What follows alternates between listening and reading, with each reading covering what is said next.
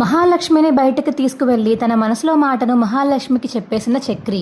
కోపంతో రగిలిపోతున్న మహాలక్ష్మి, ఇలా ఆధార్ కార్డు ఉండగా అబద్ధాలాడి నన్ను ఎందుకు పెళ్లి చేసుకున్నారు అని చక్రిని నిలదీసిన మహాలక్ష్మి. అసలు మహాలక్ష్మి చక్రితో ఉండబోతుందా లేదా ఇదంతా ఎలా జరగబోతుందో తెలుసుకోవాలనుకుంటే ఇప్పుడే మా ఛానల్ తప్పకుండా సబ్స్క్రైబ్ చేసుకుని మా వీడియోని ఒక లైక్ చేయండి, మా వీడియోని షేర్ చేయండి. ఇక మహాలక్ష్మి అయితే వాళ్ళ బాస్తో కలిసి కార్లో అయితే ఇక పోలీస్ స్టేషన్కి అయితే వెళ్తుంది. ఇక వెళ్ళిన తర్వాత, సార్ ఏంటి సార్ విడాకులు తీసుకోవద్దని నన్ను బెదిరిస్తారేంటి మీరు, అసలు ఎందుకలా బెదిరిస్తున్నారు అని ఇక మహాలక్ష్మి వచ్చి ఇక పోలీసుని అడిగేసరికి అప్పుడే ఇక ఎస్ఐ వస్తాడు. ఏంటమ్మా ఏమైంది, ఏంటి సమస్య? అదేం లేదు సార్, కొంత కాలం క్రితమే నేను మా హస్బెండ్ ఇక్కడ పెళ్లి చేసుకున్నాము. ఇప్పుడు మా ఇద్దరికి సెట్ అవ్వలేదు. విడాకులు తీసుకుందాం అనుకుంటుంటే ఈ సార్ మమ్మల్ని విడాకులు తీసుకోవద్దని, అలా చేయకూడదని నన్ను ఆపేస్తున్నారు సార్, నన్ను ఫోర్స్ చేస్తున్నారు, అదే అడుగుదామని వచ్చాను అని మహాలక్ష్మి అంటుంటే, ఏవయ్యా ఎందుకు వాళ్ళని అలా మధ్యలో దూరుతున్నావు నువ్వు? మొగుడు పెళ్ళాం మధ్య 1,00,000 ఉంటాయి. వాళ్ళకేం సెట్ కాలేదో, వాళ్ళకేం కుదరలేదో మనకేం తెలుస్తుంది? వాళ్ళు ఇలా విడిపోతేనే బెస్ట్ కదా. నువ్వెందుకు మళ్ళీ వాళ్ళ మధ్యలో దూరుతున్నావు? పొరపాటున ఇద్దరు కలిసినా విడిపోయినా మళ్ళీ నిన్నే అంటారు, ఎందుకని నువ్వు మధ్యలో దూరుతున్నావయ్యా అని ఎస్ఐ అంటుంటే, అదే కాదు సార్, వాళ్ళ హస్బెండ్ వచ్చి నన్ను రిక్వెస్ట్ చేస్తేనే నేను ఇలా చేశాను అని ఇక పోలీస్ ఆఫీసర్ అంటుంటే, ఏంటి సార్ ఏం మాట్లాడుతున్నారు మీరు? చక్రి వచ్చి మిమ్మల్ని రిక్వెస్ట్ చేశాడా?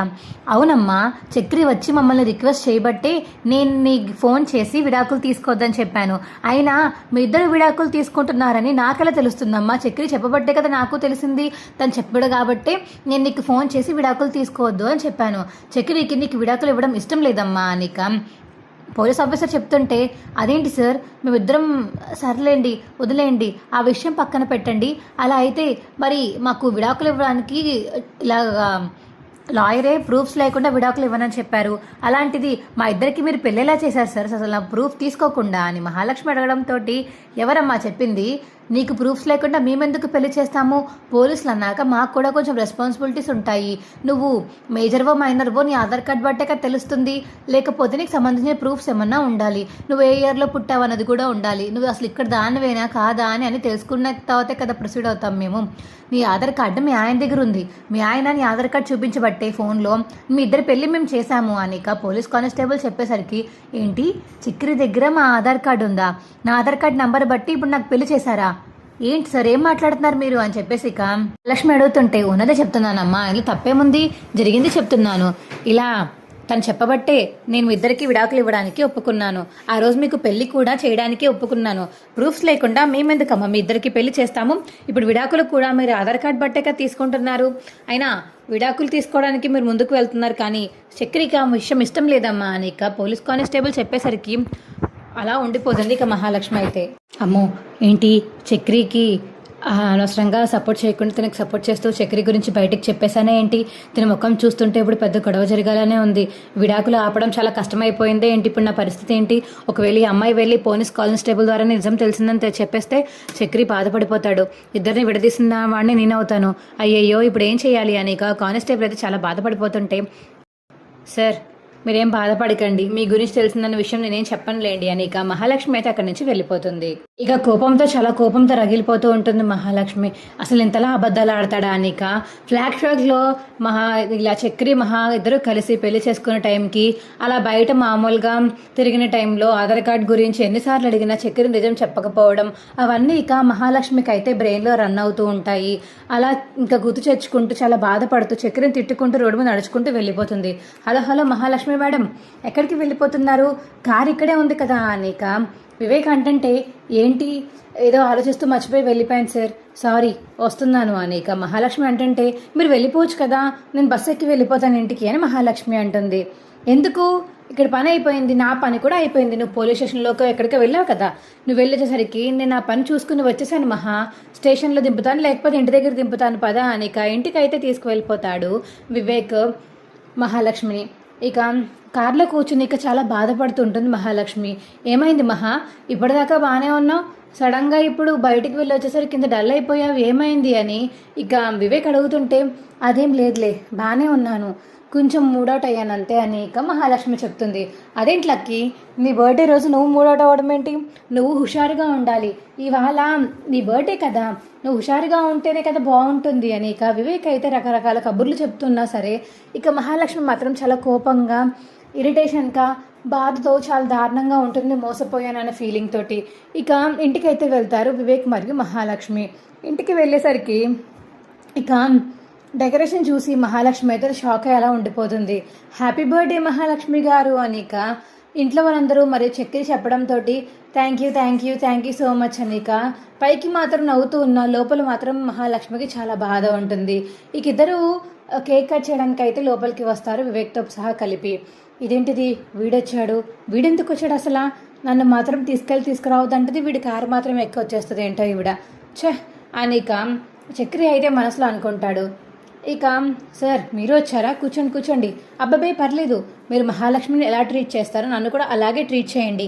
నేనేమి కొత్త వాడిలో మీరేం చూడాల్సిన అవసరం లేదు, ఇద్దరం సేమ్ ఒక కంపెనీ నుంచి వచ్చాం కాబట్టి నాకు అంత ప్రత్యేకంగా మర్యాద ఇవ్వాల్సిన అవసరం లేదు. చాలా బాగా డెకరేషన్ అలంకారం చేశారు, ఎంత బాగా చేశారో తెలుసా మీకు, నాకు ఎంత నచ్చిందో మీ డెకరేషన్.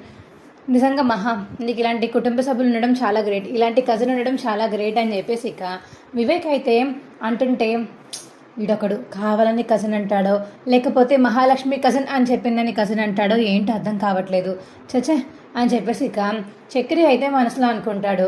ఇక కేక్ కట్ చేస్తుంది మహాలక్ష్మి అయితే. కేక్ కట్ చేయడంతో happy birthday to you song పాడి ఇక కేక్ పీస్ అయితే అందరికీ తినిపిస్తుంది మహాలక్ష్మి. చక్రికి మాత్రం తినిపించుకుంటే అలా కోపంగా చూస్తూ ఉంటుంది. ఏమైందమ్మా, తినిపించు, వాడేదే అంత అరేంజ్మెంట్, తినిపించమ్మా మహాలక్ష్మి అని ఇక పెద్ద చెప్పేసరికి పెద్ద మాట కాదని లేక చక్రికి అయితే కేక్ తినిపిస్తుంది. ఇక అందరూ గిఫ్ట్లు అయితే ఇస్తారు మహాలక్ష్మికి.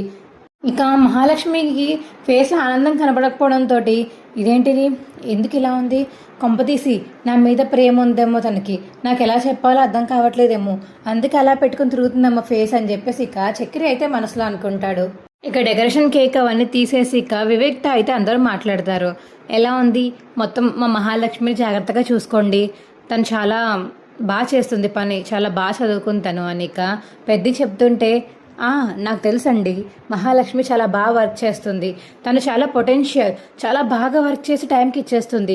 ఇవాళ బర్త్డే అని కూడా ఆగకుండా వర్క్ ఫ్రమ్ హోమ్ తీసుకుని మరీ ఇంటికి వచ్చింది తను. తెలుసా మీకు, అంత పొటెన్షియల్ ఉన్న వర్కర్ని నేను చాలా తక్కువ చూస్తాను, నిజంగా మాకు దొరకడం మా అదృష్టం అని చెప్పేసి ఇక వివేక్ అంటుంటే నీకు దొరకడం ఏంట్రా, మీ కంపెనీకి నీకేం దొరకలేదు, ఎందుకు వీడు అసలు అస్తమాను మహాలక్ష్మిని లక్కీ అని పిలిచి చంపుతాడు, తట్టుకోలేకపోతున్నాను నేను, ఈవిడన్నా ఆపమని చెప్పచ్చు కదా, నన్ను మాత్రం తిడతారు కానీ వీళ్ళని మాత్రం ఏమనరు ఈవిడ అని ఇక చక్రి అయితే మనసులో అనుకుంటాడు. ఇక నేను వెళ్ళొస్తాను అని ఇక వివేక్ అయితే వెళ్ళిపోతాడు. మహాలక్ష్మి అయితే అప్పుడే ఇక చక్రి దగ్గరికి వచ్చి, చక్రి గారు మీతో మాట్లాడాలి. ఏంటండి, ఏం మాట్లాడాలి, కొంపతీసి తన మనసులో ఉన్న ప్రేమ నాకు చెప్తుందా ఏంటి, చెప్తే బాగున్ను అని ఇంక అలా చూస్తూ ఉంటాడు చక్రి అయితే. ఎక్కడికి వెళ్దాము, ఇక్కడ కాదు, మొన్న మీరు తీసుకువెళ్ళారు కదా పార్క్కి, అక్కడికి వెళ్దాం పదండి అని ఇక చక్రిని స్కూటీ మీద ఎక్కించుకొని ఇక్కడి నుంచి ఇక ఆ పార్క్ దాకా మహాలక్ష్మి బైక్ డ్రైవ్ చేస్తూ తీసుకువెళ్తుంది చక్రిని. ఏంటండి చెప్పండి ఏమైంది అని చక్రి అడిగేసరికి మహాలక్ష్మి చాలా సైలెంట్గా ఉంటుంది. నేను కూడా మీకు ఒకటి చెప్పాలి అని ఇద్దరు చెప్పుకుంటుంటే, సరే ఫస్ట్ మీరే చెప్పండి అని మహాలక్ష్మి అంటుంది. లేదు, లేడీస్ ఫస్ట్ కదా, ఫస్ట్ మీరే చెప్పండి నేను కాసేపు ఇక వదలాడుకున్నాక సరే నేనే చెప్తాను, అది ఎలా చెప్పాలో అర్థం కావట్లేదు, మీరంటే నాకు చాలా ఇష్టం అండి, ఎప్పటి నుంచో చెప్దామనుకున్నాను కానీ చెప్పలేక ఆగిపోయాను, మీరంటే నాకు చాలా చాలా ఇష్టం, ఆ స్టార్టింగ్లో మీరు నన్ను కాపాడారు గుర్తుందా, యాక్సిడెంట్లో కూడా నాకే సపోర్ట్ చేశారు గుర్తుందా కార్ డాష్లో, అవన్నీ చూశాక మీరు చాలా మంచి వాళ్ళు అనిపించింది, నాకు సపోర్టివ్గా మాట్లాడుతూ నా పక్కే ఉంటారనిపించింది, మీరు చాలా మంచి వాళ్ళండి అని ఇక మహాలక్ష్మికి చెప్తూ ఉంటాడు చక్రి. మహాలక్ష్మిగా షాక్తో ఏంటి నేను ఇష్టమా, ఎంత ఫ్రాడ్ చేసి నేను ఇష్టమా అన్నట్టు ఇక మహాలక్ష్మి అలా చూస్తూ ఉండిపోతుంది చక్రిని. ఏంటి ఏం మాట్లాడలేదు అంటే నిజంగా నేను ఇష్టమా ఏంటి తనకి అని చెప్పేసి ఇక చక్రి అయితే మనసులో అనుకుంటాడు. ఇంకా తన మీద ప్రేమ ఎంత ఉందో అవన్నీ బయటికి అయితే ఇక చెప్పేస్తూ ఉంటాడు చక్రి.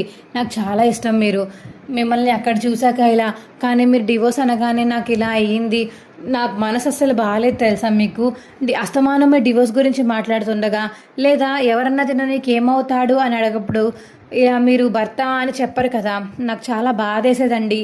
ఇప్పుడు మీరు మొన్న ఇద్దరు ఆడవాళ్ళు వచ్చి మన ఇంటికి వచ్చినప్పుడు అవును చక్రిని నేను భార్యని అని చెప్పినప్పుడు నాకు ఎంత ఆనందంగా ఉందంటే మీరు చెప్పలేనండి, అంత ఆనందంగా ఉంది.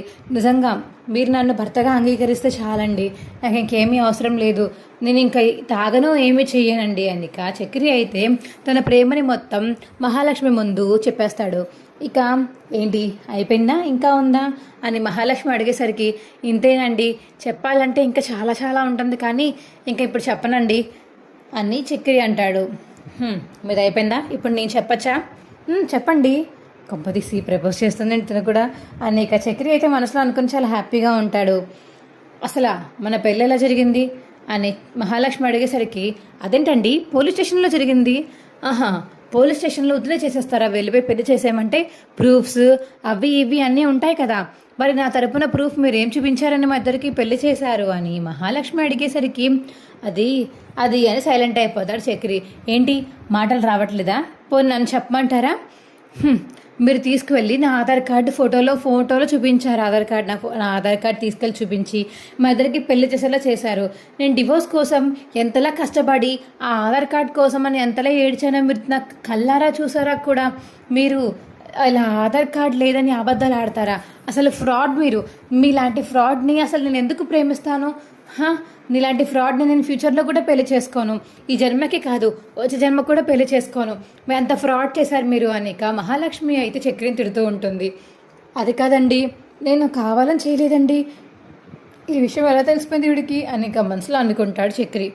ఏంటి ఈ విషయం ఎలా తెలిసింది అనుకుంటున్నారా? నాకు అలాగే తెలుస్తాయి.